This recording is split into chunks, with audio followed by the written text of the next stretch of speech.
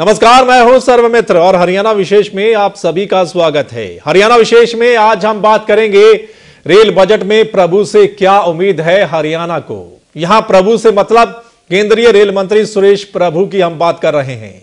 सुरेश प्रभु वैसे तो महाराष्ट्र के रहने वाले हैं, लेकिन हरियाणा से रिश्ता यह है कि हरियाणा के कोटे से वो राज्यसभा में पहुंचे हैं। तो ऐसे में उम्मीदें और ज्यादा हैं हरियाणा के लोगों की भी और हरियाणा सरकार की भी। 30 साल पहले जब बंसीलाल रेल मंत्री थे तो उन्होंने कई ट्रेन और रेल लाइनें हरियाणा को दी थी। हालांकि यूपीए सरकार के समय रेल मंत्री पवन बंसल ने भी रेल बजट में हरियाणा का खासा ध्यान रखा था। अब देखना होगा कि प्रभु के खाते से क्या कुछ निकलता है हरियाणा के लिए। प्रभु कल यानी 26 फरवरी को रेल बजट पेश करेंगे। हरियाणा सरकार की भी कोशिश है कि प्रदेश के लिए कुछ बेहतर हो इस बजट में।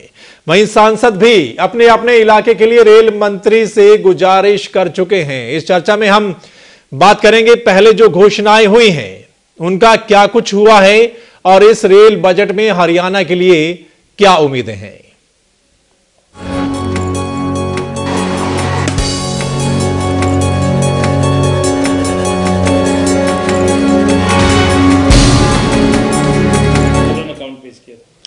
तो रेल बजट से पहले सांसद अपने संसदीय क्षेत्र के लिए मांगे रखते हैं। हरियाणा के सांसदों ने भी क्या मांगा है और पीछे जो रेल बजट में घोषणाएं हुई थी उनकी क्या स्थिति है, उस पर देखिए यह रिपोर्ट।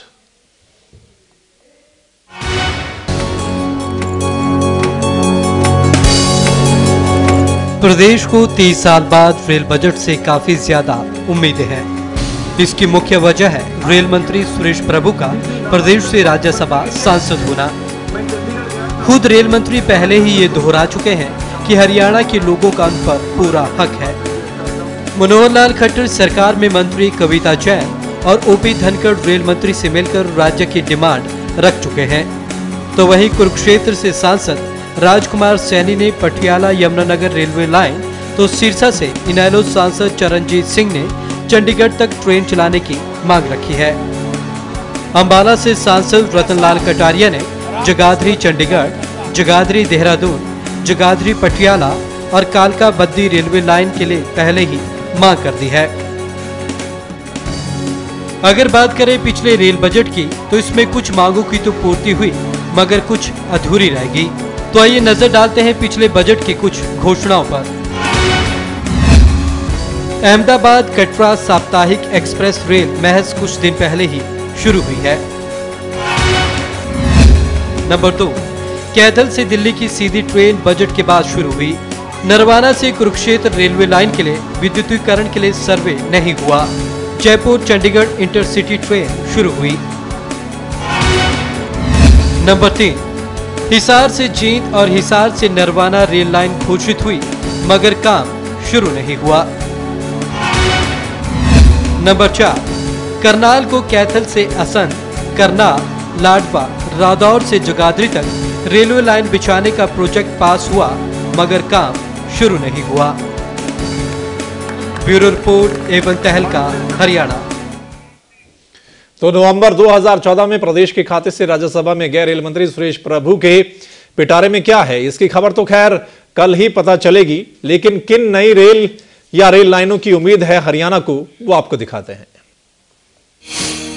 सबसे पहले बात करते हैं रेवाड़ी की। रेवाड़ी से चंडीगढ़ के बीच नई फास्ट रेल सेवाओं की शुरुआत की उम्मीद की जा रही है। रेवाड़ी से पलवल के बीच ट्रैक बिछाए जाने की मांग काफी लंबे समय से की जा रही है। रेवाड़ी से दिल्ली के लिए भी नई ट्रेनों की उम्मीद है। भिवानी की अगर बात करें तो सबसे पहले भिवानी से हरिद्वार, सूरत व मुंबई के लिए सीधी ट्रेन की मांग लंबे अरसे से यहां पर की जा रही है। वहीं दादरी, झज्जर, फर्रुख नगर रेल लाइन पर काम शुरू किए जाने की भी लोग उम्मीद लगाए बैठे हैं। कैथल से पटियाला के बीच नई रेल लाइन की मांग स्थानीय लोग लंबे समय से कर रहे हैं, जबकि नरवाना से कैथल, कैथल से हरिद्वार तक ट्रेन चलाए जाने की मांग लोग कर रहे हैं। यमुनानगर से करनाल, कुरुक्षेत्र रेलवे लाइन का काम शुरू किए जाने की मांग लंबे समय से यहां पर की जा रही है। हिसार से हांसी, महम, रोहतक रेल लाइन के लिए बजट घोषित किया जाए। हिसार जींद और हिसार नरवाना रेल लाइन का निर्माण कार्य शुरू किए जाने की भी मांग है, जबकि हिसार से सीधे हरिद्वार के लिए रेल सेवा शुरू किए जाने की भी मांग है। अगर बात करें सिरसा की, तो सिरसा गंगानगर बीकानेर ट्रेन का जयपुर तक विस्तार हो और हिसार तक चलने वाली गोरखपुर धाम रेल सिरसा तक पहुंचे। वहीं अगर रोहतक की मांगों पर गौर किया जाए तो रोहतक महम हांसी रेल लाइन को जल्द से जल्द पूरा किया जाए। दिल्ली और राजस्थान के लिए भी ट्रेनों की सौगात दी जाए। ब्यूरो रिपोर्ट एवं तहलका, हरियाणा। तो क्या उम्मीदें हैं और किस तरीके से अब सुरेश प्रभु राज्यसभा में पहुंचे हरियाणा की ओर से? तो रेल बजट पर सभी की निगाह होती है, पूरे देश के लोगों की निगाह होती है। भाड़ा बढ़ेगा या नहीं बढ़ेगा, क्या सुविधाएं मिलेंगी, क्योंकि बहुत सस्ता साधन होता है रेल में सफर करना, और उसमें अब देखना होगा हरियाणा के लिए क्या कुछ निकलकर सामने आता है, क्योंकि सुरेश प्रभु जी हरियाणा से राज्यसभा में पहुंचे हैं। ऐसे में उम्मीदें भी हमारी बहुत बढ़ गई हैं। हालांकि इससे पहले जब पवन बंसल थे यूपीए की सरकार में, उस समय ध्यान दिया गया था, हरियाणा को काफी कुछ मिला था। उससे पहले 30 साल पहले जब बंसीलाल रेल मंत्री थे, उन्होंने भी बहुत कुछ दिया था। लेकिन अब सुरेश प्रभु क्या देंगे, इस पर सभी की नजरें टिकी हुई है, खासकर हरियाणा के लोगों की। चर्चा इसी पर करेंगे कि पहले जो घोषणाएं हुई हैं हरियाणा के लिए, उनमें क्या कुछ रहा, किस पर काम शुरू हुआ, कौन सी कंप्लीट हो गई और कौन सी अभी ठंडे बस्ते में चली गई है, और अब नई उम्मीदें क्या हैं। और इस चर्चा में मेरे साथ जो मेहमान शामिल हैं, अशोक शेरवाल जी हैं, इनेलो के प्रवक्ता हैं मेरे साथ कृष्ण मूर्ति हुड्डा साहब हैं, रोहतक से हमारे साथ लाइव जुड़े हैं, कांग्रेस के प्रवक्ता हैं। मेरे साथ वीर कुमार यादव जी हैं, बीजेपी के प्रवक्ता हैं, फोन लाइन पर मौजूद हैं हमारे साथ। और डॉक्टर सुरेंद्र धीमान जी हैं, कार्यकारी संपादक हैं एवं तहलका हरियाणा के। वीर कुमार यादव जी, आपके पास आना चाहूंगा सबसे पहले। यादव साहब, निश्चित तौर पर बहुत बड़ी उम्मीद सरकार को भी है, जो प्रदेश की सरकार है, और प्रदेश के लोगों को भी है, और उसकी एक वजह यह भी है सुरेश प्रभु का हरियाणा से राज्यसभा में पहुंचना। क्या लग रहा है, क्या वाकई में ही हरियाणा उम्मीद कर सकता है कि कुछ अच्छे नए प्रोजेक्ट हरियाणा को मिल सकते हैं? निश्चित तौर पर देखिए कि ये आपने ठीक कहा कि सुरेश प्रभु जी, चाहे वो पैतृक दृष्टि से महाराष्ट्र से संबंध रखते हैं जी, लेकिन राज्यसभा के सदस्य बने हैं, तो एक स्वाभाविक आस होती है। जैसे आपने भी बताया कि चौधरी बंसीलाल जी लगभग 30 साल पहले रेलवे मंत्री थे जी, और उस समय उन्होंने कुछ प्रोजेक्ट्स दी थी, जिसमें कालका भिवानी कुछ रेल चलाई, कुछ भिवानी से दिल्ली रेल चलाई, कुछ दोहरीकरण किया।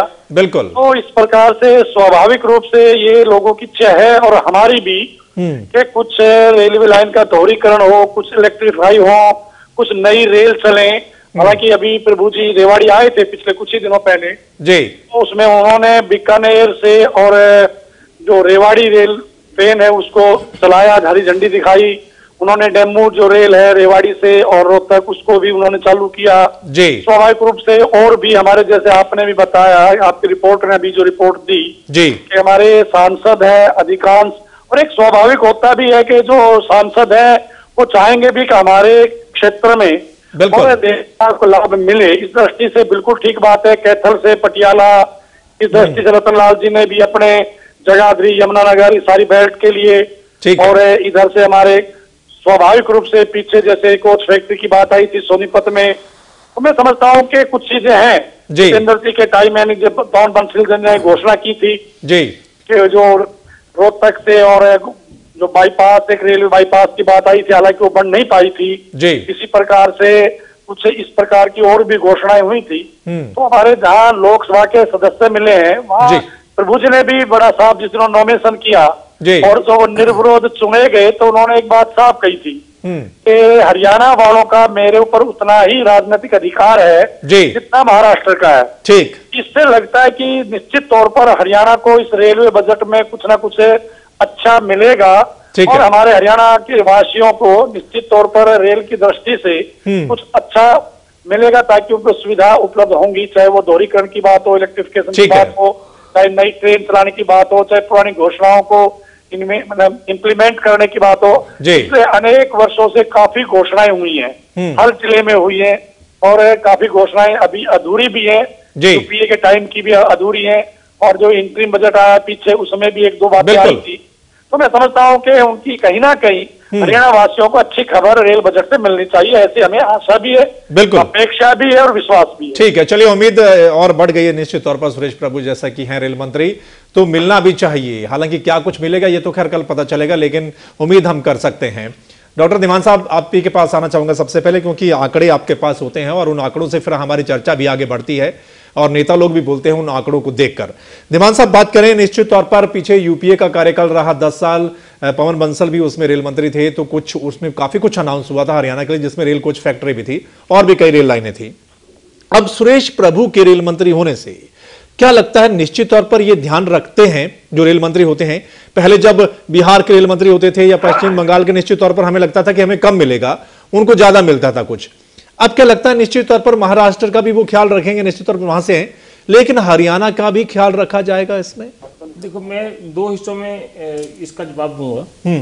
एक तो कि सुरेश प्रभु इंडिविजुअल एज रेल मिनिस्टर वो क्या करने वाले हैं जी, क्योंकि उनको पूरे देश का रेल बजट पेश करना है, तो सारी निगाह उनकी पूरे देश पे रहेगी। बिल्कुल। हरियाणा वैसे भी बहुत देश के अनुसार अगर देखा जाए छोटा राज्य है, उसके अनुसार तो थोड़ा बहुत बेनिफिट हरियाणा को मिलने वाला है, ये तो तय है। ठीक है। क्योंकि जब वो राज्यसभा के मेंबर बने तो उन्होंने कहा ही है, और उसको कोई भी जब रेल मिनिस्टर होता है बिल्कुल वो अपने राज्य के लिए कुछ ना कुछ अतिरिक्त दे सकता है। बिल्कुल। इतना देते भी आए हैं, जितने भी, चाहे ममता बनर्जी हो, चाहे लालू प्रसाद यादव हो, चाहे नीतीश कुमार हो। बिल्कुल। देखा भी होगा, जो मतलब सामान्य तौर पर जिस राज्य से वो मंत्री होते हैं उस राज्य को कुछ ना कुछ बेनिफिट मिलता है। बिल्कुल बिल्कुल। मैं आपको थोड़ा सा इस सारी डिबेट को क्योंकि एक बेस मिल जाए, हाँ, हमारे जैसे यादव साहब भी बता रहे थे, वीर कुमार यादव जी, आपने भी अपनी रिपोर्ट में बताया, हमारे रिपोर्टर्स ने भेजा है, हाँ, कि लगभग सभी सांसदों ने अपने अपने क्षेत्र की या 2 क्षेत्रों की ज्वाइंट मांग रेलवे मिनिस्टर को या राज्य रेल मंत्रियों को भेजी है। बिल्कुल। एक जैसे क्योंकि राज्यसभा के मेंबर वो पंजाब हरियाणा से हैं, साथ साथ कोई भी राज्य सरकार के मुख्यमंत्री वो रेलवे मिनिस्टर को एक डिमांड भेजते हैं, रिक्वेस्ट करते हैं कि इस रेलवे बजट में हमारे राज्य का ये काम हमें किया जाए। ठीक है। तो मैं जो हरियाणा के मुख्यमंत्री मनोहर खट्टर, हाँ, उन्होंने जनवरी में इनको एक पत्र भेजा था, जिसमें डिमांड की थी। वो मैं डिमांड बताना चाहता हूँ, हाँ, ताकि लोगों को पता लगे, क्योंकि अगर इसमें ये डिमांड पूरी होती हैं, हाँ, तो कल को पता लग जाएगा कि कितनी इन्होंने डिमांड पूरी की। ठीक है। 3 हिस्सों में डिमांड है। हाँ। उन्होंने कहा कि 3 लाइनों का इलेक्ट्रिफिकेशन किया जाए, ठीक है, बिजली विद्युतीकरण किया जाए। हाँ। Jind Panipat rail line, Rohtak Gohana Panipat rail line, और नरवाना कैथल कुरुक्षेत्र रेल लाइन, ठीक है, इनका तो विद्युतीकरण किया जाए। दो डिमांड्स उन्होंने और किए हैं कि लोकोमोटिव की जो मेंटेनेंस है वो प्रोजेक्ट मंजूर किया जाए, बिल्कुल नई डिमांड है। इलेक्ट्रिक लोको के लिए वो लोको शेड हो जींद में, ठीक है, और मेमू कार शेड हो जींद में हो, लेकिन बठिंडा रोहतक लाइन पे हो, ठीक है। एक डिमांड ये की है। उन्होंने कहा 5 नई रेल लाइन मंजूर की जाए। करनाल यमुनानगर रेल लाइन मंजूर की जाए, फतेहाबाद मानसा बठिंडा रेल लाइन मंजूर की जाए, जाखल रतिया फतेहाबाद रेल लाइन मंजूर की जाए, भिवानी लोहारू पिलानी चूरू रेल लाइन मंजूर की जाए, Rewari Palwal via Bhiwadi rail line मंजूर की जाए। और 3 लाइनों की जो रेल लाइनों की बात उन्होंने किया है, उन्होंने कहा है कि ये ऑलरेडी मंजूर है, मतलब ऑलरेडी ये, ठीक है, येलो बुक एक होती है रेलवे की, ठीक है, कि उसमें शामिल है, ठीक है, लेकिन रेलवे मिनिस्ट्री ने इनकी मंजूरी नहीं दी है। वो 3 लाइनें कौन सी हैं? यमुनानगर, सढौरा, नारायणगढ़, चंडीगढ़, ये येलो बुक में शामिल है, मंजूरी आज तक नहीं हुई। ठीक है, बिल्कुल। दिल्ली, सोहना, नू, फिरोजपुर जिरका और अलवर की, हाँ, ये भी येलो बुक में है, रेलवे मिनिस्ट्री से मंजूरी नहीं हुई। ठीक है। हिसार, सिरसा, वाया अग्रोहा, फतेहाबाद, ये एक लाइन ये भी येलो बुक में है। ठीक है। एक डिमांड ये की है। और इससे पहले जो जुलाई में जो जारी किया था बजट आया था, सदानंद गौड़ा थे रेल मिनिस्टर, उन्होंने कहा था कि जींद हिसार नई रेल लाइन बनाई जाएगी, हिसार नरवाड़ा नई रेल लाइन होगी, और रेवाड़ी महेंद्रगढ़ रेल लाइन का दोहरीकरण होगा। ये उस वक्त की उन्होंने घोषणा कर रखी है वो। और एक हाई स्पीड ट्रेन जो है दिल्ली चंडीगढ़ के बीच वाया अंबाला, ये हाई स्पीड ट्रेन की उन्होंने घोषणा की थी पिछले वाले की। ठीक है। और Delhi Pathankot via Ambala high speed, एक ये बात की थी। ये हाई स्पीड ट्रेन तो आपको पता है कि बहुत लंबा प्रोजेक्ट, 6 साल में उन्होंने कहा कुछ होगा। बिल्कुल बिल्कुल।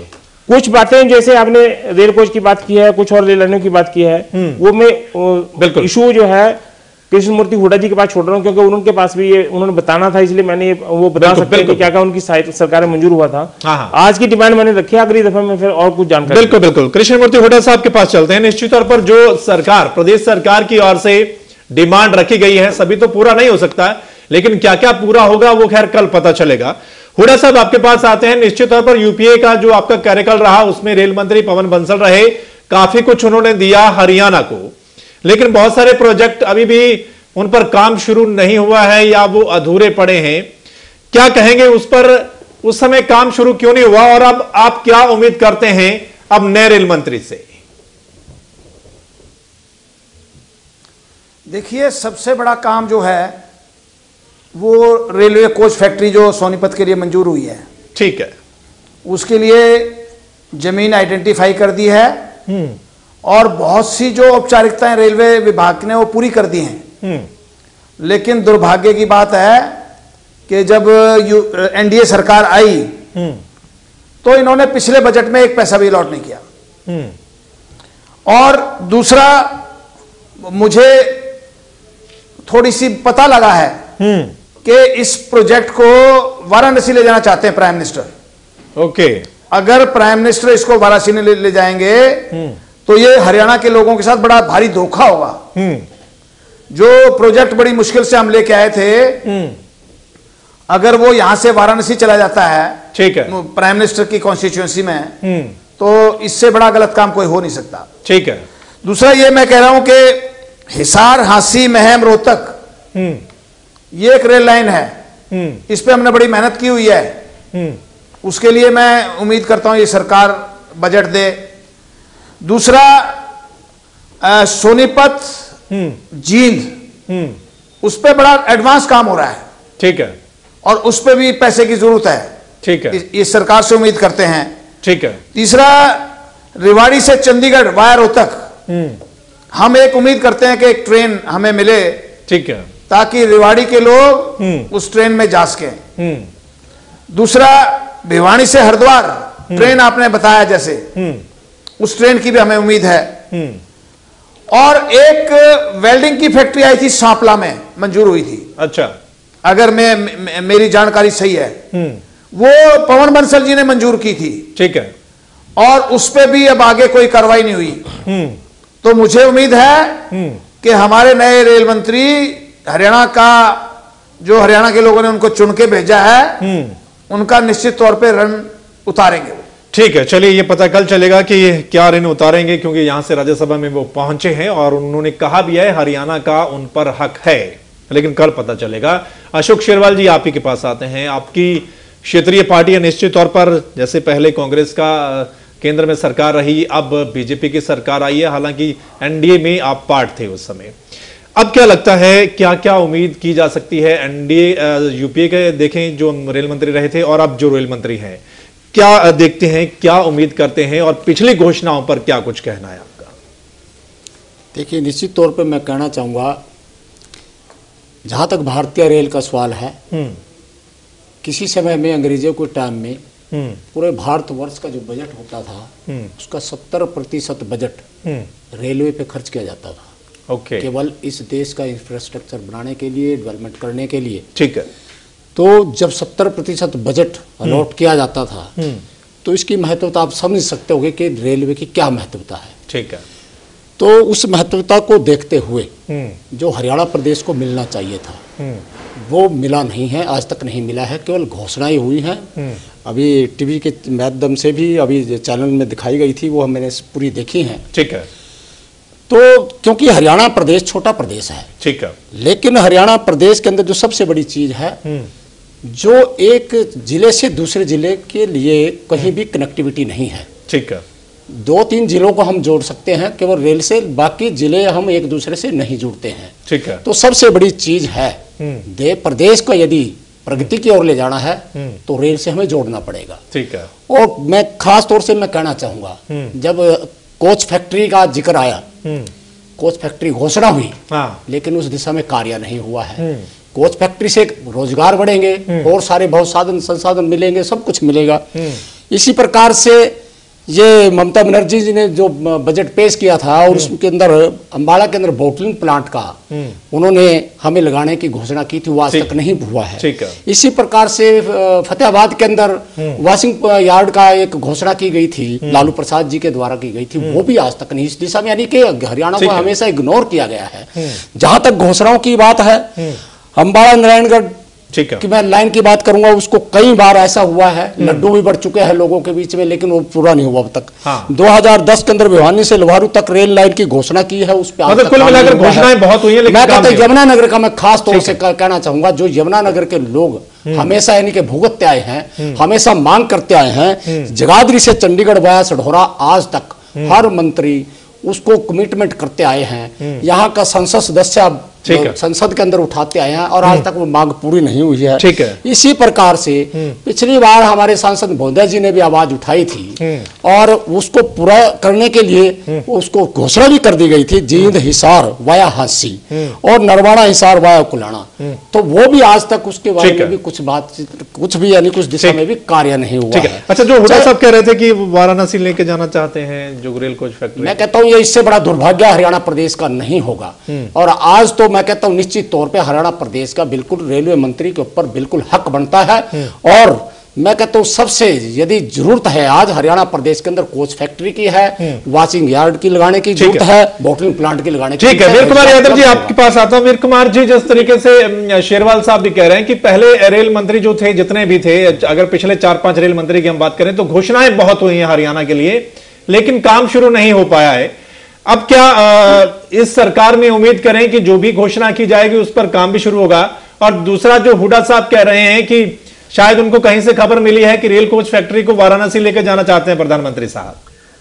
सर मित्र जी, एक तो मैं हुड्डा साहब को बता दूं कि पिछले 10 साल में हरियाणा को लगभग जो मिलना चाहिए था नहीं मिला, मात्र घोषणाएं हुई। 1 दर्जन रेलवे लाइनें हैं। अंबाला से अगर मैं शुरू करूं तो आप देखेंगे, जैसे अभी शेरवाल जी ने बताया, अंबाला नारायणगढ़ में तो लड्डू बट गए थे, एक बार नहीं कई बार घोषणाएं हुई। इसी प्रकार से भिवानी से लुहारू की घोषणा की गई, झज्जर फरूखनगर की घोषणा की गई, इसी करनाल से यानी कि और ये जगाधरी की घोषणा की गई। हर जिले में इतनी घोषणाएं हुई, लगभग 1 दर्जन रेलवे लाइनें की। यूपीए सरकार में कुछ नहीं मिला। लेटेस्ट पवन बंसल जी ने 3 बड़ी घोषणाएं की थी। एक तो दीपेंद्र जी को जो जिन्होंने श्रेय लिया, और भूपेंद्र हुड्डा जी खासकर उस पर बोला करते थे। वीर कुमार जी, मैं आपके पास माफ करना एक बार रोकना चाहूंगा। इस वक्त हमारे साथ आपके सांसद हैं, अंबाला से सांसद रतनलाल कटारिया साहब फोन लाइन पर जुड़ गए हैं। कटारिया साहब, स्वागत है मन तहलका हरियाणा पर। नमस्कार कटारिया साहब, रेल बजट आने वाला है, कल रेल बजट पेश किया जाएगा और सुरेश प्रभु साहब पेश करेंगे। हरियाणा से वो बने हैं राज्यसभा के सदस्य, ऐसे में क्या उम्मीद करते हैं? हालांकि हमने ये भी सुना है आपने भी डिमांड रखी है अपने इलाके के लिए। हाँ, मैंने आदरणीय प्रधानमंत्री जी को भी एक 27 मांगों का अपने लोकसभा क्षेत्र के विकास के लिए एक रिक्वेस्ट लगाया हुआ है और उसमें रेलवे के प्रोजेक्ट्स भी आते हैं। मैंने सुरेश प्रभु जी से भी बातचीत की है। ठीक है। और मैंने उनसे भी कहा है कि मेरा जो अंबाला लोकसभा है ये वैसे भी आरक्षित क्षेत्र है और यहाँ के जो प्रोजेक्ट्स हैं वो बहुत समय से पेंडिंग पड़े हैं और इसलिए आप जो है यमुनानगर से जो चंडीगढ़ तक की जो रेलवे लाइन है उसको अब की बार आप काफी दिनों से वो मंजूर है। हाँ। और उसको आप हरी झंडी दीजिए। ठीक है। और हमारे आदरणीय मुख्यमंत्री मनोहर लाल जी ने तो सारा बिल्कुल कमाल ही कर दिया है। उन्होंने कहा है कि जितने भी प्रोजेक्ट सुरेश प्रभु जी देंगे उन सब के लिए हरियाणा सरकार जमीन प्रोवाइड कराएगी। ठीक है। और बाकायदा उन्होंने इसके लिए एक जो है समिति का भी गठन किया है। तो हमें लगता है कि आपस में बातचीत के माध्यम से हरियाणा को बहुत अच्छी सौगात मिलने वाली है। ठीक है। और सुरेश प्रभु जी क्योंकि हमारे हरियाणा से राज्यसभा में आते हैं। ठीक है। इसलिए बट नेचुरल है कि हमारी उनसे बहुत सी उम्मीदें हैं। अंबाला लोकसभा का जो रेलवे स्टेशन है उसको इंटरनेशनल लेवल का दर्जा, ठीक है, पंचकुला की साइड को चंडीगढ़ के पैटर्न पे डेवलपमेंट उसकी करना, तो ये सारी मांगे हमारी बहुत सी और भी बहुत। कटारिया साहब क्या उम्मीद लगती है आपको यमुनानगर से जो चंडीगढ़ की रेल लाइन, जिसमें कि कांग्रेस के राज में सांसद महोदय का और मुख्यमंत्री का भी आपस में विवाद रहा, एक दूसरे को दोषी ठहराते रहे, आपको लगता है कि वो जरूर पूरी होगी? देखिए भाई, अब की बार तो मुझे सारा लगता है कि मुख्यमंत्री जी भी इंटरेस्टेड है, मैं भी इंटरेस्टेड हूँ। ठीक है। मंत्री जी को भी जो है हरियाणा का जो है राज्यसभा होने का मेंबर सौभाग्य है। ठीक तो है। आदरणीय प्रधानमंत्री जी भी 6-7 साल पंचकुला के अंदर हमारे प्रभारी रह कर गए हैं। ठीक है। तो सारी चीजें मुझे तो बहुत पॉजिटिव लग रही हैं। इसलिए मुझे पूरी आशा है कि शायद अब की बार हमारे भाग्य बदल जाए। ठीक है, बहुत बहुत शुक्रिया कटारिया साहब हमारे साथ जुड़ने के लिए। कटारिया साहब कह रहे हैं कि उनको उम्मीद है कि जो एक रेल लाइन बहुत लोग चाह रहे हैं लंबे समय से, वो शायद उनको उम्मीद है कि पूरी हो जाएगी। वीर कुमार यादव जी, जो एक समिति का जिक्र कर रहे हैं कटारिया साहब और हम भी सुन रहे हैं, एक समिति बनाई गई इसके लिए कि कैसे उनको प्रोजेक्ट को आगे बढ़ाना है, पूरा करवाना है। दूसरा, जो कटारिया साहब कह रहे हैं कि प्रदेश सरकार क्या जमीन बिल्कुल फ्री ऑफ कॉस्ट देगी इसके लिए?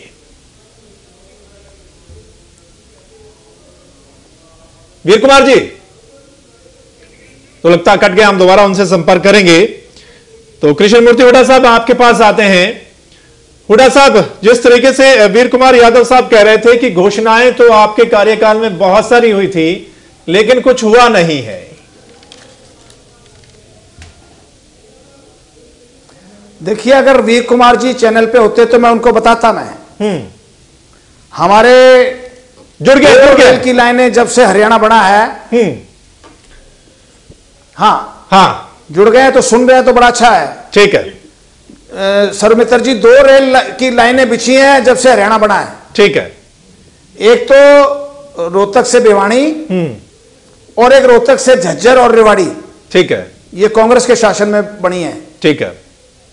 और वीर कुमार जी का 6 साल का शासन रह चुका है जब एनडीए की सरकार थी। मुझे 1 रुपए की इन्वेस्टमेंट बता दीजिएगा कि यहां 1 रुपए की इन्वेस्टमेंट हुई है। बातें तो करने को बहुत है, बातें तो बहुत लंबी चौड़ी कर देते हैं। हमने हरियाणा सरकार ने आधा खर्च वहन किया है रोहतक झज्जर रेवाड़ी पे। ठीक है। और हम बड़े कामयाब रहे कोच फैक्ट्री को लाने में। अब अगर ये उसको भिजवा देते हैं कहीं बाहर तो हम लड़ाई लड़ेंगे। ठीक है। हम चुप नहीं बैठेंगे। ठीक है। चलिए वीर कुमार, बड़ी मुश्किल से बड़ी मेहनत करके लाए थे। ठीक है, चलिए वीर कुमार यादव साहब से पूछ लेते हैं। यादव साहब, बजट में इन्होंने 1 रुपया भी नहीं दिया हमें। ठीक है, सुन लीजिए हुड्डा साहब, हमारी भी सुन लीजिए। हाँ देखिए, एक तो जो हुड्डा साहब जिन रेलवे लाइन का जिक्र कर रहे हैं, हाँ, हर चीज पार्लियामेंट के रिकॉर्ड में दर्ज है। जिस रोहतक और रेवाड़ी चर्चा कर रहे हैं, एनडीए के टाइम में सर्वे हुआ, बजट अलॉट हुआ इसका, यानी कि ये कमाल कर दिया आपने। तो 1 रुपया बजट का बता दीजिए, कौन सा बजट हुआ है? एनडीए के वक्त में हुआ कुछ नहीं। आप झूठ बोल रहे हैं। देखिए, आप बिल्कुल झूठ बोल रहे हैं। आपसे तेज मैं बोल सकता हूं। सारा हरियाणा सरकार ने आधा बजट दिया है, क्या बातें कर रहे हैं आप? आप कम से कम झूठ तो ना बोले। आप चैनल पर झूठ बोल रहे हैं। आप सुन लीजिए, आप सुनने का धैर्य क्यों नहीं रखते? बिल्कुल गलत कह रहे हैं आप। क्या कमजोरी है? मैं सुन रहा हूँ ना, आप गलत बयान कर रहे हैं। रोहतक से झज्जर दीपेंद्र हुड्डा का ड्रीम प्रोजेक्ट था। भूपेंद्र सिंह हुड्डा ने इसकी हुड्डा साहब सुन लेते हैं, सुन लेते हैं, जवाब दे देना। हुड्डा साहब सुन लो, हुड्डा साहब पहले सुन लो फिर जवाब दे देना उस बात का। ये बोलने के सुन नहीं सकते आप। हाँ, सुन लीजिए एक बार। मत बैठा डिबेट में, सुनने का धैर्य रखो आप। ये कौन सा तरीका? हम सुनते हैं, आप सुनते नहीं हो किसी की भी। ये कौन सा तरीका होता है? अरे झूठ बोल रहे हो आप। मैं इसलिए बोल रहा हूँ, झूठ बोल रहे हो आप। बड़ी सच बोल रहे हो आप। कौन सी सच बोल रहे हो? हाँ, मैं सच बोल रहा हूँ। रिकॉर्ड है, रिकॉर्ड बोल रहा है। बात कर रहा हूँ, रिकॉर्ड की बात मैं कर रहा हूँ। आप देखिए, जिस समय सांसद सुधा यादव थी, अरे आपने कांचे को मंजूर कराइए। 1 रुपया रेलवे डिपार्टमेंट में आपके शासन में 1 रुपया नहीं लगा।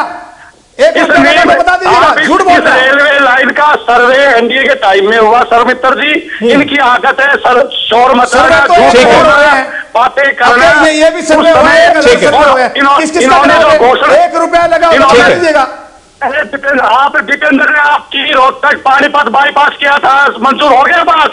कोच आ गया 10 साल में, कोच फैक्ट्री आ गई आपकी। खाली घोषणा मंत्री आप बताइए। अरे वो तो तुम्हारी साजिश है, तुम्हारी साजिश है, तुम उसको लगाना चाहते हो और हम देखेंगे तुम कैसे चले जाओगे, हम देखेंगे तुम्हें सड़कों पे आएंगे हम रोहतक से और पार्लियामेंट में हर जगह विरोध करेंगे। आप क्या बात कर रहे हो? आप कोच फैक्ट्री घोषणा करा के बैठ गए, 1 दर्जन घोषणाएं हैं। रेलवे का अपने 6 साल में शासनकाल में लगाया तो बता दीजिएगा। चलिए मैं यादव साहब मैं एक सवाल के साथ लौटूंगा, बहुत महत्वपूर्ण सवाल है वो लेकर आऊंगा, लेकिन मैं यादव साहब आता हूं थोड़ी देर में। यहां वक्त एक छोटे से ब्रेक का हो गया है, थोड़ी देर में वापस लौटता हूं मैं।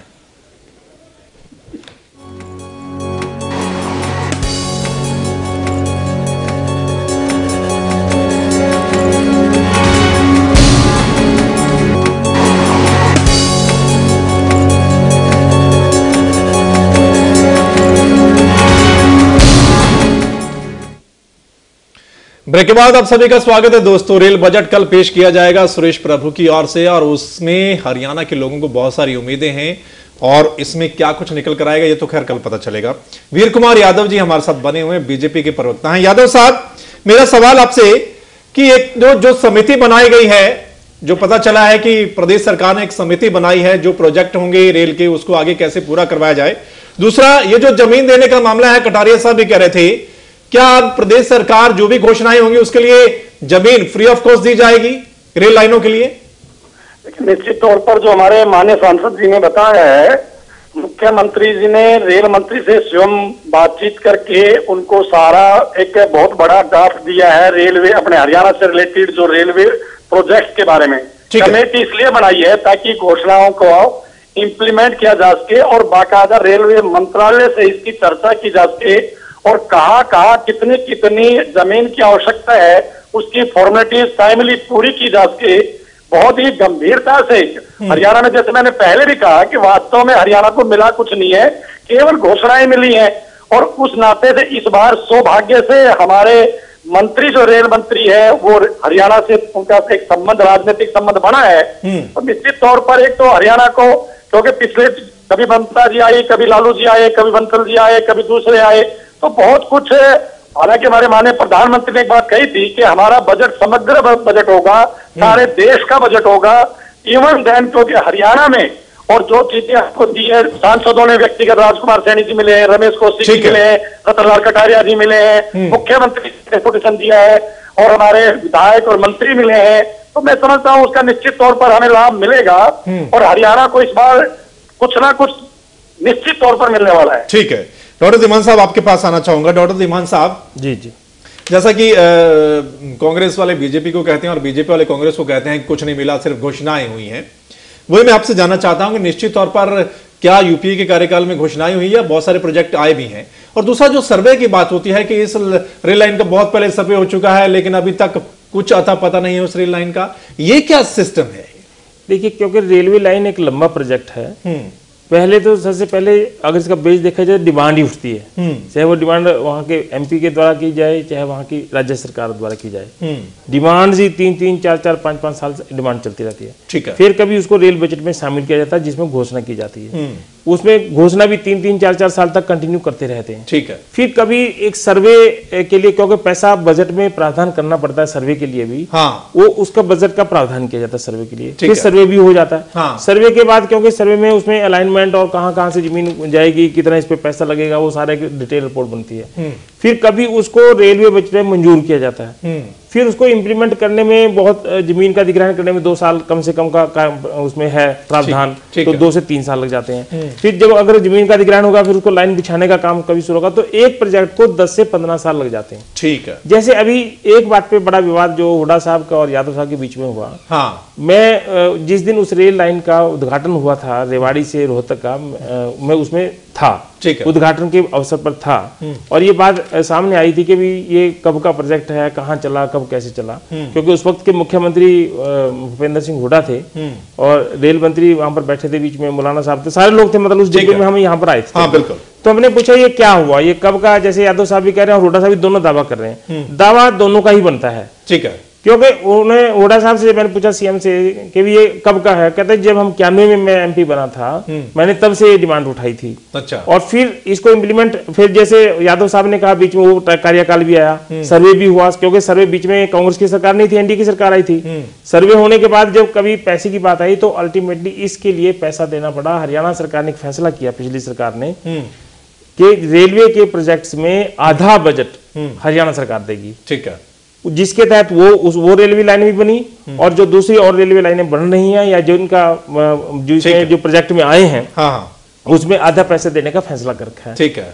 तभी रेलवे लाइनें इधर आना शुरू हुआ है, नहीं तो रेलवे हाथ खड़े करते कि हम पूरा पैसा नहीं देते। ठीक है। आज एक और थोड़ी सी बात से क्लैरिटी हो जाएगी। दीपेंद्र सिंह हुड्डा भी आज रेलवे के चेयरमैन जो हैं बोर्ड के AK मित्तल, उनसे मिले, उन्होंने एक प्रेस रिलीज भेजी है। ठीक है। उन्होंने भी एक दावा, जैसे मुख्यमंत्री हरियाणा ने कहा, मैंने जैसे बताया था 8 लाइनों की बात की है, इसमें 3 लाइनें कहा येलो बुक में। हाँ। मुख्यमंत्री ने ये नहीं कहा कि ये लाइनें नहीं मंजूर की जाए, मुख्यमंत्री ने कहा ये 3 लाइनें येलो बुक में हैं, जिसमें दीपेंद्र हुड्डा ने भी जिक्र किया। उन्होंने कहा है कि धन का आवंटन किया जाए और जल्दी काम शुरू किया 2 प्रोजेक्ट पे। एक तो रेल कोच फैक्ट्री गोहाना, ठीक है, उस पर उसका धन का आवंटन किया जाए, ये मांग की है, और दादरी झज्जर फर्रुखनगर जो रेलवे लाइन है उसका के लिए धन का आवंटन और काम शुरू किया जाए। ठीक है। और 4 लाइनों का उन्होंने कहा कि इन पे काम तेज किया जाए। गुड़गांव, सोहना, नूह, फिरोजपुर, झिरका, अलवर, जैसे मैंने बताया, हिसार, अग्रोहा, फतेहाबाद, यमुनानगर, सढौरा, चंडीगढ़ और रोहतक में हांसी। ठीक है। इनका उन्होंने फिर अपना दावा भी किया कि चारों रेलवे लाइन यूपीए सरकार के कार्यकाल में मंजूर हुई थी। ठीक है। 3 में से 3 लाइनें तो मुख्यमंत्री ने भी डाल दी कि भी ये पुरानी है, येलो बुक में है। ठीक है। एक और जो रेल कोच फैक्ट्री के बारे में अभी जिस दिन मुख्यमंत्री जो पुराने वाले थे उनको एक जो एज पूर्व मुख्यमंत्री के नाते घर अलाट हुआ, कोठी अलाट हुआ चंडीगढ़ में, उसमें उस दिन उन्होंने पत्रकार वार्ता की थी। ठीक है। उस दिन उन्होंने एक रेल कोच फैक्ट्री की बात के कुछ कागज पत्रकारों को बांटे थे। ठीक है। उसमें उन्होंने कहा कि ये MOU हुआ था हरियाणा सरकार और रेलवे के बीच में, जिसमें ये कहा था कि हाँ यहाँ रेल कोच फैक्ट्री लेके आएंगे। और फिर मैंने स्पेसिफिक पूछा भी था कि भाई फिर क्यों ये प्रोजेक्ट बीच में लटक रहा है। जब RTA में जानकारी मांगते हैं तो कहते हैं ऐसा कोई मंजूरी नहीं हुई है। ठीक है। तो उन्होंने कहा एक MOU हो रखा है, ये कागज पड़े हैं, लेकिन मंजूरी तब होगी, एक ऑफिशियल मंजूरी जो होती है जब जमीन का अधिग्रहण होकर रेलवे के पास चला जाएगा। अभी अधिग्रहण प्रक्रिया चल रही है। ठीक है। तो ये वास्तविकता है, लेकिन अब ये कहां जाएगा ये इसकी जानकारी हमें किसी को नहीं पता है। ठीक है। वो हुड्डा साहब को पता होगी, कृष्णमूर्ति हुड्डा जी को, तो उनके व्यक्तिगत जानकारी अलग बात है, लेकिन हमें कोई लेकिन इतना जरूर है कि मुख्यमंत्री ने जो अभी वर्तमान मुख्यमंत्री ने रेलवे मिनिस्टर को जो चिट्ठी डिमांड नोट जिसको भेजे हैं उसमें रेल कोच फैक्ट्री का जिक्र नहीं है। ठीक है। हुड्डा साहब आपके पास आ जाता हूं। निश्चित तौर पर जैसे कि दिमान साहब बता रहे हैं कि अभी तो जमीन अधिग्रहण होगी, उसके बाद वो मंजूर होगा, सब कुछ होगा या नहीं होगा। हाँ बिल्कुल। चलिए इस वक्त हमारे साथ खुद दीपेंद्र हुड्डा साहब जुड़ गए हैं। मैं आपके पास कृष्णमूर्ति हुड्डा साहब बाद में आऊंगा। दीपेंद्र हुड्डा साहब आपका स्वागत है मन तहलका हरियाणा पर। तो लगता है संपर्क हमारा कट गया है, दोबारा हम फिर कोशिश करेंगे, दीपेंद्र हुड्डा से बात करेंगे। जो उन्होंने कहा है, अभी एक लिस्ट भी बताई धीमान साहब ने कि क्या क्या उन्होंने कहा है कि किस हमारे सरकार के समय ये मंजूर हुई थी, इसके लिए धन चाहिए जो कि बीजेपी की सरकार दे। कृष्णमूर्ति हुड्डा साहब जैसा कि बता रहे थे वीर कुमार यादव साहब, और आप भी बता रहे हैं, दोनों के दावा पुख्ता होते हैं। यहां पर किसी की सरकार में मंजूर हुआ, किसी की सरकार में सर्वे हुआ, किसी ने बजट दिया, तो सारे ले लेते हैं, इसका श्रेय ले लेते हैं। ये बात ये रेल कोच फैक्ट्री की करते हैं, बहुत बड़ा प्रोजेक्ट है, जिस भी राज्य में लगता है निश्चित तौर पर वहां के लोगों को बहुत रोजगार मिलता है, और अगर यहां पर लगता है तो हरियाणा के बहुत सारे लोगों को रोजगार मिलेगा और वाकई में हरियाणा का नाम बहुत आगे जा सकता है। इसके लिए 600 एकड़ जमीन चाहिए। हाँ, चलिए दीपेंद्र हुड्डा साहब जुड़ गए हमारे साथ। दीपेंद्र जी स्वागत है आपका मन तहलका हरियाणा पर। धन्यवाद भाई। दीपेंद्र साहब 10 साल आपकी भी सरकार रही, उस समय निश्चित तौर पर बंसल साहब रेल मंत्री थे, काफी कुछ हरियाणा को उन्होंने दिया है। अब क्या उम्मीद करते हैं, बीजेपी की सरकार है, सुरेश प्रभु साहब हरियाणा से राज्यसभा में पहुंचे हैं, इस पर आपका क्या कहना है? नहीं, इसमें मैं समझता बात है कि वो यहाँ से राज्यसभा से सांसद चुना है सुरेश प्रभु जी को जी। और हम पूरी उम्मीद हैं कि ज्यादा से ज्यादा हरियाणा को मिले इस रेल बजट में। मैंने स्वयं उनसे मिलकर और चेयरमैन रेलवे बोर्ड से दोनों से कुछ मांगे रखी हैं जी, जिनमें मुख्य तौर पे एक तो जो हम सोनीपत की रेल कोच फैक्ट्री है उस पर काम शुरू कराने की मैंने मांग रखी है जी। एक जो पुरानी रेल की लाइनें कुछ जो मंजूर हो गई थी मगर इस पर भी काम या तो अभी पूरा नहीं हुआ है, चल रहा है, या अभी काम शुरू नहीं हुआ है, जो मंजूरी जिन रेल की लाइनों की मिल गई थी उन पे काम आगे बढ़े उसकी मैंने मांग रखी है, जिनमें जींद सोनीपत रेल की लाइन है जिसमें तकरीबन 99% काम हो गया है जी, उसको जल्दी से शुरू किया जाए। रोहतक महम हाथी रेल की लाइन है, ठीक है, अग्रोहा फतेहाबाद रेल की लाइन है, हाँ। मेवात रेल की लाइन है और यमुनानगर चंडीगढ़ रेल की लाइन है। ये वो रेल की लाइनें हैं जो मंजूर हो चुकी हैं, मंजूर शुदा है, मगर जिन पे काम अभी या तो शुरू नहीं हुआ है, जिसको शुरू करना बाकी है या उस पर पूरा होना बाकी है। ठीक है। इसके अलावा मैंने एक नई रेल की लाइन की भी मांग रखी है जो अभी मंजूर नहीं हुई, जिसपे हमने करवा पाए थे पिछले वर्ष, मगर अभी मंजूर नहीं हुई थी। फारूक नगर झज्जर दादरी, ठीक है, तो इस रेल की लाइन को मंजूरी मिले, ऐसी मांग भी मैंने रखी है। तो इस प्रकार की मांगे रखी हैं। बाकी ट्रेन बड़े बड़े हरियाणा में, ठीक है, जनरली तो ये सारी बातें रखी हैं। हम उम्मीद करेंगे कि ज्यादा से ज्यादा हरियाणा को इस रेल में मिलेगा, ऐसी उम्मीद हमारी रहेगी। ठीक है, देवान साहब आप कुछ पूछना चाहते हैं? एमपी साहब, एक ये रेल कोच फैक्ट्री का मामला क्या है, क्या विवाद है इसमें अभी? इस पे मैं समझता हूँ कि इसका जवाब भारतीय जनता पार्टी की सरकार और रेल मंत्री को देना चाहिए। कि मुझे मैं इसलिए कुछ नहीं कहना चाहता हूँ। कल रेल बजट आएगा, पवन बंसल जी ने अपने पहले रेल बजट में जब ये रेल कोच फैक्ट्री की घोषणा की थी तो सारे संसद में थपथपाई थी, जिसमें बीजेपी के सांसद भी शामिल थे कि नई रेल कोच फैक्ट्री बनेगी सोनीपत में। उसके बाद इस पे काफी हद तक कार्रवाई, एमओयू वगैरह में साइन हरियाणा सरकार में रेलवे के विभाग में इत्यादि काफी कार्रवाई इसमें हुई। जो सारे तो अब उस पे मगर आगे का काम, धरातल पे काम, क्योंकि उसकी हम उम्मीद कर रहे हैं पिछले 1 साल से कुछ धरातल पे काम उस पर नहीं नजर आया। ठीक है, तो अब तक कुछ लोगों के बयान आ रहे हैं कि ये शायद नहीं बनेगी, इसको कहीं और लेके जाएंगे, क्या करेंगे। तो मैं उम्मीद करूंगा, मैं अभी भी, क्योंकि ये हम इस बैठे हैं कि कल रेल बजट के अंदर इसमें धनराशि का आवंटन होगा। ये मैं मानता हूँ कि इस पर धनराशि का आवंटन नहीं हुआ था, वो हम कल की उम्मीद करेंगे कल धनराशि का आवंटन रेल कोच फैक्ट्री के लिए होगा, काम शुरू होगा, ऐसी हमारी उम्मीद रहेगी। ठीक है, बहुत बहुत शुक्रिया दीपेंद्र हुड्डा साहब हमारे साथ जुड़ने के लिए और अपनी बात रखने के लिए। वीर कुमार यादव जी, आपके पास अब आता हूं मैं। यादव साहब, बहुत बड़ा प्रोजेक्ट है रेल कोच फैक्ट्री, जिसको लेकर कह रहे हैं कि एमओयू भी हो चुका है यहाँ प्रदेश सरकार और रेल मंत्रालय के बीच में। निश्चित तौर पर इस पर फोकस क्या किया गया है प्रदेश सरकार की ओर से कि ये प्रोजेक्ट तो जरूर आना चाहिए यहाँ पर, इसके लिए बजट जरूर आना चाहिए, सब कुछ होना चाहिए? देखिए, जहां तक मेरी जानकारी है, पवन बंसल जी की 2 घोषणाओं पर टेक्निकल पेज फंसे हैं जी। उनमें एक तो पानीपत और जो रोहतक बाईपास था, जिसमें 163 एकड़ जमीन का कोई अधिग्रहण भी होने की बात थी, वो नहीं हो पाया।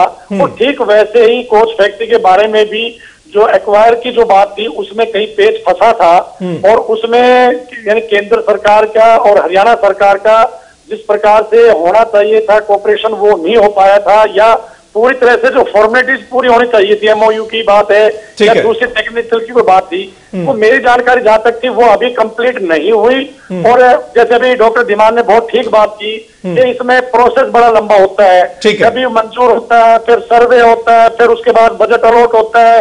तो जो रेलवे कोच फैक्ट्री के बारे में जिस प्रकार से और जिस गति से काम होना चाहिए था पिछली सरकार में, एक्वायर करके और एमओयू देके और सारे जमीन अधिग्रहण करने के सारी डॉक्यूमेंट्स देके और जो रेल मंत्रालय को जो सारा सौंपना था, मेरी जहां तक जानकारी, मुझे नहीं पता मैं कहां तक ठीक हूँ, वो सारा प्रोसेस कंप्लीट नहीं हुआ और दोनों प्रोजेक्ट में कहीं पेच फंस गए और दोनों अभी रुकी हुई है। तो भी हम होपफुल है ये कोच फैक्ट्री हरियाणा में रहे।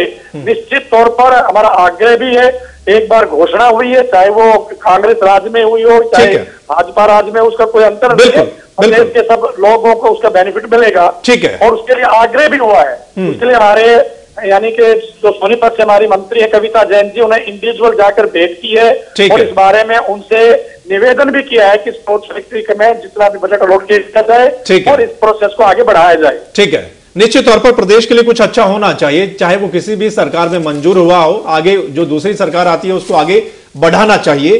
कृष्णमूर्ति हुड्डा साहब, जिस तरीके से कह रहे हैं कि 2 ऐसे थे ये जिसमें टेक्निकल पेच फंसा हुआ है, एक तो ये रेल कोच फैक्ट्री की बात है और दूसरा एक रेल लाइन की उन्होंने बात कही है।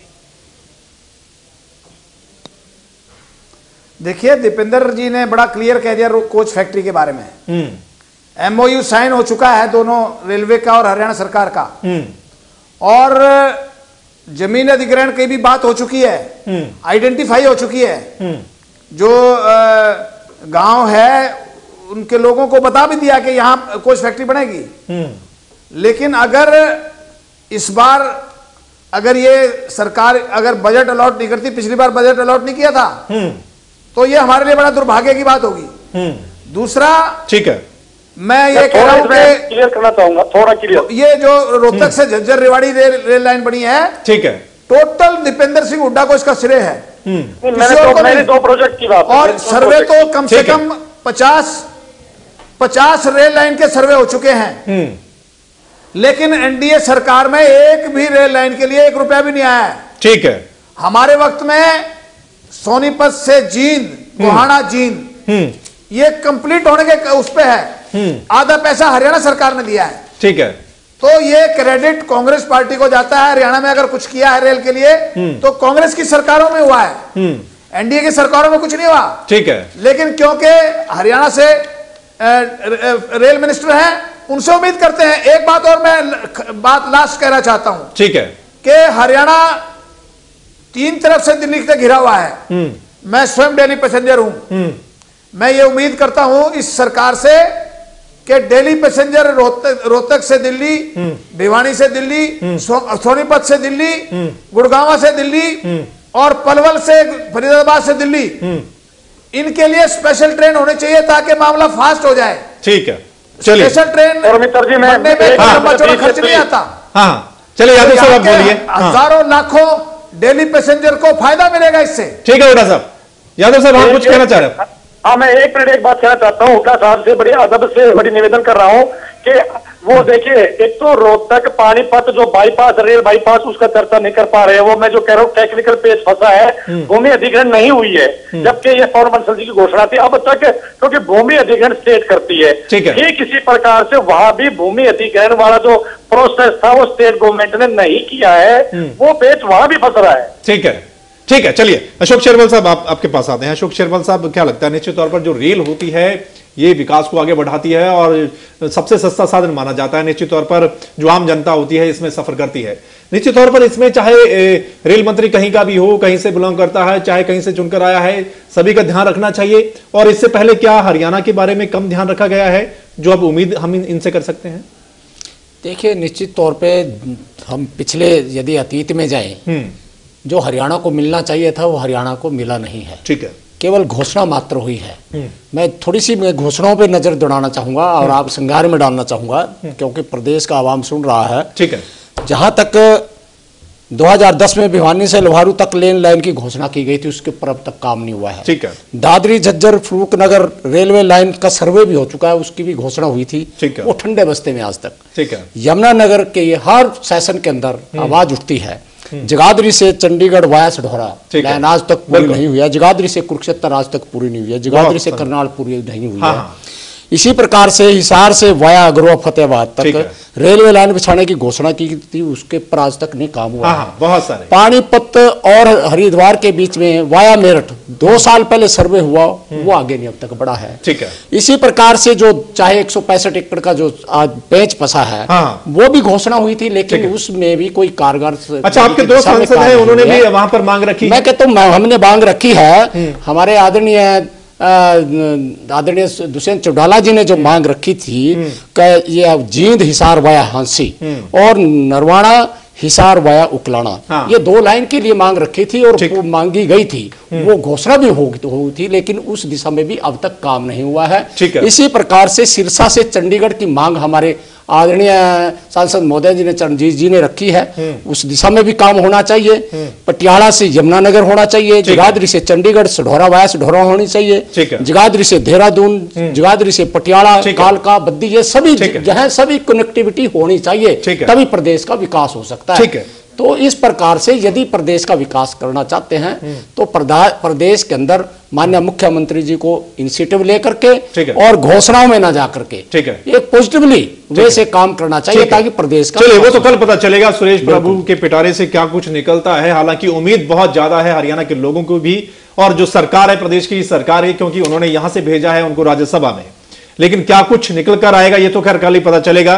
सभी मेहमानों का बहुत बहुत शुक्रिया इस खास चर्चा में शामिल होने के लिए। इस खास चर्चा में इतना ही, लेकिन आप बने रहें एवं तहलका हरियाणा के साथ।